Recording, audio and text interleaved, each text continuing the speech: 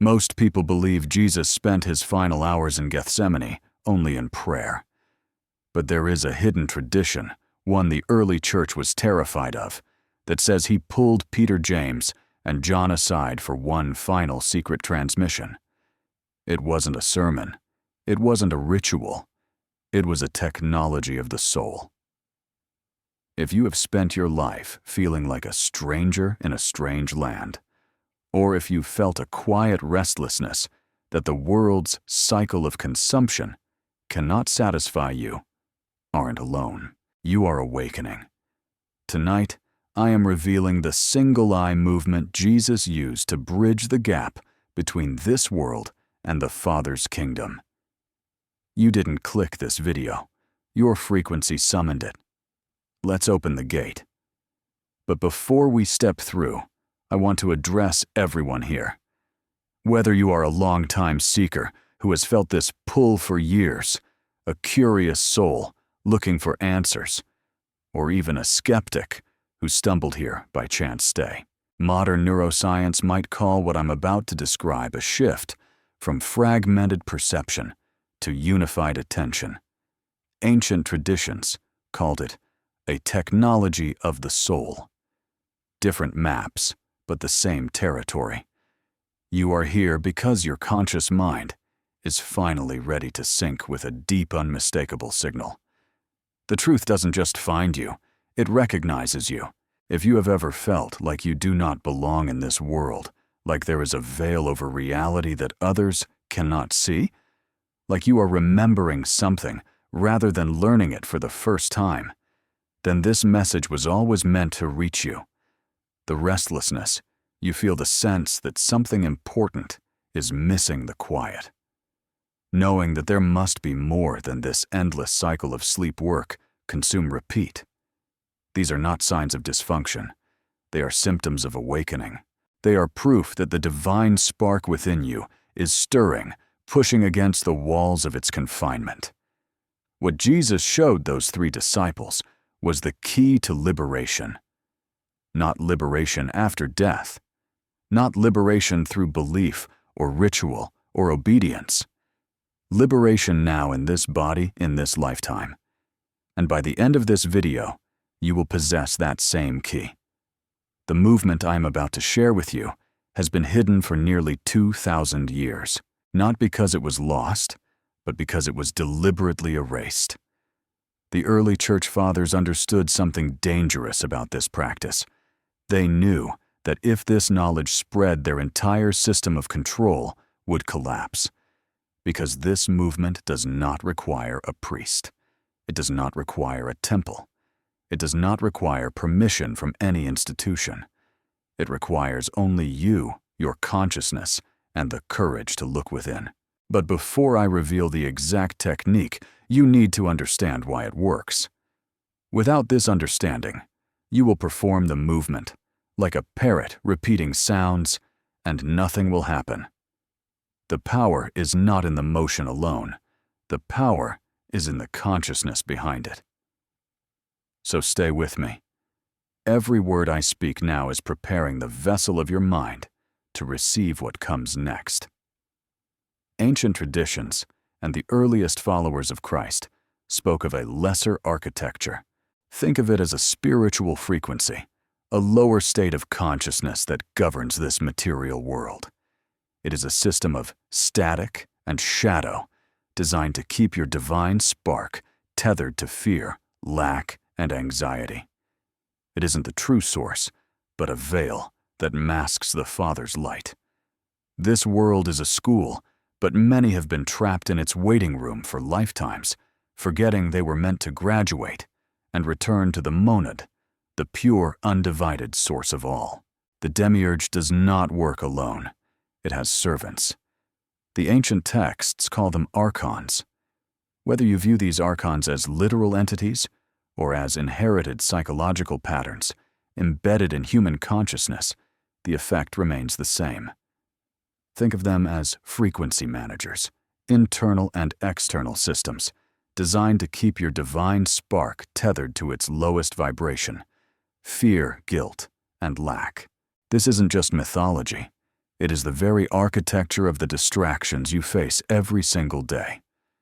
Every time you fall into these states, you generate a particular type of energy, and that energy feeds the system. This is why the world seems designed to keep you distracted, anxious, and disconnected from your inner self. It is not an accident. It is architecture. And you have been living inside this architecture your entire life without knowing there was an exit. The exit is the monad gate. Across all Gnostic traditions, there are references to a doorway within the human body. Not a physical door you can see or touch, but an aperture in consciousness. A point where the trapped spark can reconnect with its source. Different texts give it different names. Some call it the gateway of light. Others call it the eye of eternity. But they all agree on one thing. It exists within you right now. It has always been there, and it can be opened. Jesus knew this. He did not come to start a religion. He came to transmit a technology of liberation. The parables, the miracles, the teachings about the kingdom of heaven being within these were all pointing to the same truth. You do not need to die to return home. You do not need to wait for a savior to rescue you. The kingdom is already inside you. The gate is already built. You have simply forgotten how to open it. Pause for a second. Let that land. If you feel a slight resistance, a sudden drowsiness, or even a sense of weight in your chest right now, that's okay. Just notice it. We aren't rushing. This is the most important part of the journey, and your system is simply adjusting to a higher truth. Before I show you exactly how to align your eyes to activate this gate, take a deep breath. If your heart is beating faster right now, it's because your soul recognizes this truth.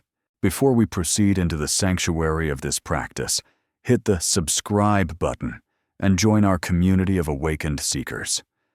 By doing so, you are signaling to the universe that you are ready to stop wandering and start returning. And this is where the eye movement enters. In the Gospel of Thomas, one of the Gnostic texts discovered at Nag Hammadi in 1945, Jesus says something remarkable. He says that when you make the two into one, when you make the inner like the outer, and the outer like the inner, when you make the eye single, then you will enter the kingdom. Most scholars interpret this as metaphor. But what if it was literal instruction? The human eye is not merely an organ of sight. In every ancient tradition, the eye is understood as a portal. The Egyptians depicted the Eye of Horus as a symbol of awakening and protection. Hindu texts speak of the third eye, the Ajna chakra, as the seat of higher perception. Even in the New Testament, Jesus says, "If your eye is single, your whole body will be full of light." This is not poetry. This is precision. This is where ancient wisdom meets biological reality.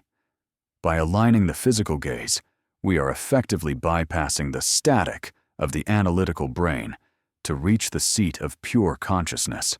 The eye movement Jesus transmitted to Peter, James, and John was a technique for making the eye single, for collapsing the duality of ordinary perception and opening the inner gate that connects directly to the monad. It doesn't require years of meditation. It does not require initiation into any secret order. It requires presence, intention, and the exact motion I am about to describe. But first, I need you to understand what happens when the gate opens. You will not see fireworks. You will not levitate. You will not suddenly have magical powers in the way movies depict such things. What you will experience is far more profound and far more subtle. You will feel a shift. It may come as warmth in the center of your forehead. It may come as a sudden quieting of the constant mental noise. It may come as a sense of expansion, as if the boundaries of your body have softened and you are somehow larger than your physical form. Some describe it as coming home. Others describe it as remembering something they always knew but could not access. The experience varies because each of us carries different layers of conditioning. But the gate is the same for everyone. And once you feel it open even slightly, you will never again doubt that there is more to your existence than what the material world presents. Now, the archons do not want you to reach this point. This is not superstition or metaphor. Whether you understand them as literal entities or as psychological patterns embedded in human consciousness, the effect is the same. As you approach this knowledge, you may feel resistance. You may feel sudden drowsiness, the urge to click away the thought that this is ridiculous or that you will try it later. Notice these impulses. They are not yours. They are the defense mechanisms of a system that depends on your continued sleep. The fact that you are still here, still listening, still present, proves that your spark is stronger than the interference. So here it is. The movement that was never meant to survive. The technique that Jesus transmitted in secret, that the Gnostic masters preserved in coded texts, that has waited 2,000 years to reach you in this moment. I want to be honest with you. When I first discovered this, I was skeptical. I had been taught that faith was about waiting for a savior. But then I realized Jesus didn't come just to be worshipped. He came to be a master to be followed. He showed us the way out. When I did this movement for the first time, the noise of the world didn't just get quieter, it vanished. I felt a warmth that I can only describe as the peace that surpasses all understanding. But remember, after tonight, don't do this just because I told you to. Do it because it becomes your private ritual of return. This is a sovereign act that belongs only to you. No temple, no priest, just your own frequency reclaiming its home. Now I invite you to experience that same stillness. Close your eyes, but do not close them yet. First, listen to the full instruction so you understand the complete sequence. When you are ready, you will perform this with me. The movement begins with your eyes closed and your gaze directed straight ahead, as if you were looking at the horizon through your eyelids. Your body should be still. Your breath should be natural, not forced, not controlled, simply flowing as it does when you are at peace. From this neutral position, you will slowly, very slowly, begin to roll your eyes upward, not with strain, not with effort, but with the gentleness of a sunrise. You are not forcing your eyes to look up. You are allowing them to rise, as if they are being drawn by something above you, something calling them home. As your eyes reach their highest comfortable position, you will notice that your gaze naturally converges toward a single point. This is the critical moment. Do not separate your focus. Let both eyes aim at the same invisible spot, somewhere above and between your physical eyes. The ancient texts call this the Cave of Brahman. The Gnostics called it the bridal chamber. It is the inner sanctuary where the spark meets its source. Hold this position not with tension, but with attention. And as you hold it, silently speak these words within your mind, not with your lips, not as a chant, but as a knowing. The words are simply this: I am the light that returns. I remember. That is all. No elaborate prayer, no complex formula, just the declaration of what you truly are and the statement of remembrance. Now here is what most will never understand. The power of this practice does not come from the words themselves. It does not even come from the eye movement alone. The power comes from the convergence. When your eyes become single, when your inner voice speaks the truth of your origin, when your consciousness focuses entirely on that invisible point above you, create a frequency signature, a signal. And that signal is recognized by the monad. Think of it this way. You have been living in a vast mansion with 1,000 rooms, but you have spent your entire life in the basement, believing that was the whole house. The eye movement is not building a staircase to the upper floors. The staircase already exists. The movement is simply you remembering where the stairs are and beginning to climb. The first time you do this, you may feel nothing. This is normal. Decades of conditioning have created static in your signal. The archonic frequencies have taught your nervous system to resist exactly this kind of expansion. But do not let initial silence discourage you. The gate responds to persistence. It responds to sincerity. It responds to the genuine desire for liberation rather than mere curiosity. If you do feel something on your first attempt, do not chase the sensation. This is crucial. Many seekers make the mistake of grasping at spiritual experiences, trying to hold them, trying to repeat them. Exactly. But the monad is not an experience to be captured. It is a presence to be surrendered to. When warmth arises, let it spread. When silence deepens, let it deepen. When the boundaries of your sense of self begin to soften, do not panic and do not cling. You are not losing yourself. You are finding what was always beneath the false self you were taught to construct. The Gospel of Philip, another text from the Nag Hammadi library, speaks of the bridal chamber as the holiest of holies. It says that in this space, the divided becomes whole, the forgotten becomes remembered, and the exile returns home. This is not metaphor. This is describing an actual state of consciousness that you can access. The eye movement is your key to that chamber. Now let me tell you what to expect in the hours and days after you first open the gate, even if only slightly. You may notice that your dreams change. They may become more vivid, more symbolic, more filled with messages that feel important, even if you cannot immediately decode them. This is because the barrier between your waking consciousness and your deeper self has become thinner. Information that was always trying to reach you now has an easier path.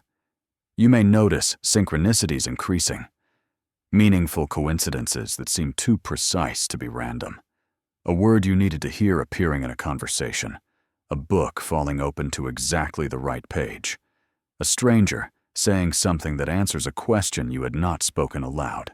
These are not magical interventions from outside. They are signs that your frequency is shifting, that you are beginning to align with a deeper pattern of reality that was always operating beneath the surface. You may also notice certain things falling away. Relationships that were based on your old frequency may feel strained. Habits that once seemed important may lose their grip. Desires that drove you for years may suddenly seem hollow. Do not resist this process. It is not loss. It is liberation. You are shedding what was never truly yours to begin with. Some of you will feel this shift immediately tonight, within hours of performing the movement. Others will need days or weeks of practice before the gate opens noticeably. Neither path is superior. The monad does not measure progress the way the ego does. What matters is that you begin. What matters is that you continue. What matters is that you do not let the resistance of the false world convince you to abandon your return. And now I want to address something directly. You may be wondering why, if this technique is so powerful, it is being shared openly.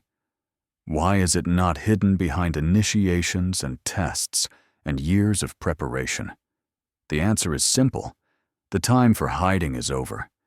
The old systems of secrecy were necessary when speaking. This knowledge meant death. But we live in a different age now. The control structures that suppress this information for centuries are weakening. The frequency of the planet itself is shifting, and souls that have been waiting lifetimes for this moment are incarnating in unprecedented numbers. You are one of them. You did not find this video by accident. You found it because you are ready. Perhaps not ready to fully walk through the gate tonight, but ready to see it. Ready to know it exists. Ready to stop believing the lie that you are only flesh, only mind, only a temporary accident in an indifferent universe. You are light temporarily wrapped in shadow, and the shadow is beginning to thin. So let me bring everything together for you now. Tonight, you learned something that has been buried for 2,000 years. You learned that the monad, the source of all consciousness, is not somewhere far away in the heavens. It is within you, waiting to be remembered. You learned that the material world, with all its distractions and suffering and endless cycles, was designed to keep you from this remembrance. And you learned the precise movement, the single-eye technique that Jesus transmitted to his closest disciples that opens the gate between your current state and your true origin. The movement is simple. Eyes closed, gaze rising slowly upward, both eyes converging on a single point above and between your physical eyes. And the inner declaration, I am the light that returns. I remember that is all. No temples, no priests, no permission required. Just you and the truth of what you are. But knowing is not enough. You must practice tonight. Before you sleep, find a quiet moment. Sit or lie down. Let your breath settle and perform the movement with full presence. Do not rush. Do not expect. Simply allow. The gate does not respond to force. It responds to sincerity.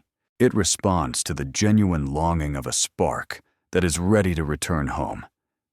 If you felt something while listening to this, even a flicker of recognition, even a subtle warmth, or a moment of stillness that is confirmation, your soul knows this is true, even if your mind still has questions.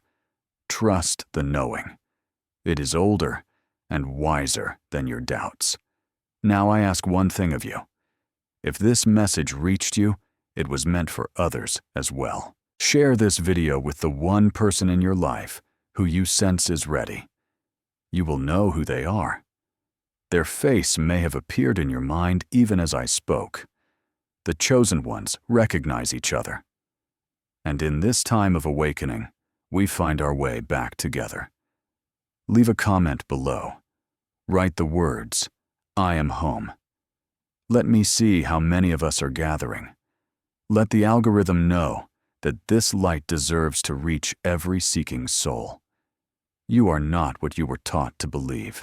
You are eternal light. And now you finally have the key. Use it every night. I'll see you in the light.